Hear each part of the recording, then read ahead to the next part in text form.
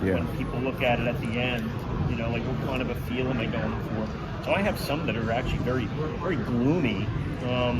I have others that are like, whoa, that's like really exciting. It's like more action oriented because of the color palette that I've used.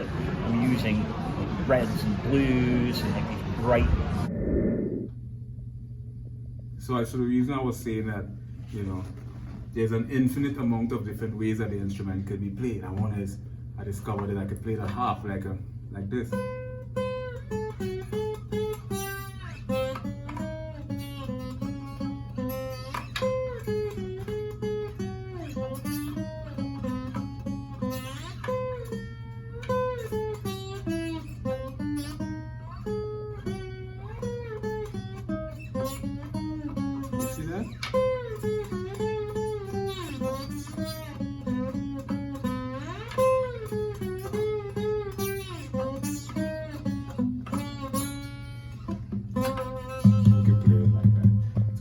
Keep it rolling. That's one style, and then you have like